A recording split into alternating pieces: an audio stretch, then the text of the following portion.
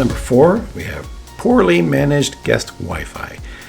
Everybody loves guest Wi-Fi, especially the guests, but it can get you into trouble if you're not careful. Let's talk about the main problems.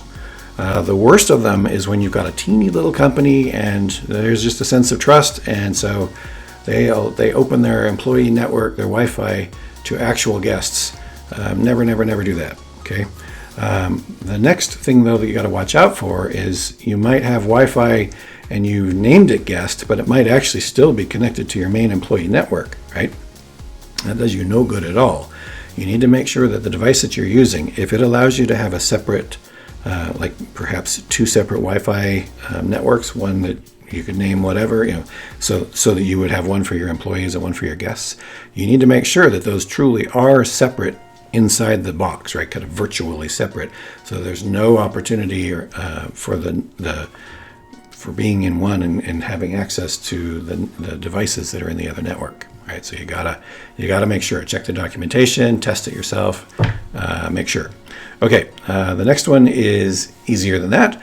Guest Wi-Fi passwords that never ever change. If it never ever changes, you're just asking the world to come and use your network for things that you have nothing to do with your business, right? And then the other version of that is if the password is visible externally. If you can come up to your store window and kind of look in there, let's see, it says password 1. Okay, and now they've got it. So you're being the ISP, free internet for the world, and that's not what you want to do, right? The other one that it's a little bit next level, but what you probably want to do, and you've all experienced this, when you go to a place and you have to sign in before you get to use their guest Wi-Fi, that is actually the best way to go of all. That gives you some controls over the amount of time that a guest can spend on there, tells you a little bit about the guest, you get some good information from that.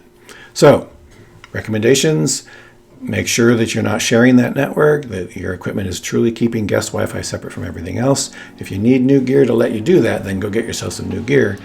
Change those Wi-Fi passwords regularly, and if any of this is sounding like, what? Go get some help, because it's too important. It's your network. You don't want to make a mistake and allow people access into your network that you don't want in there. So there you go. That is number 4, poorly managed guest Wi-Fi.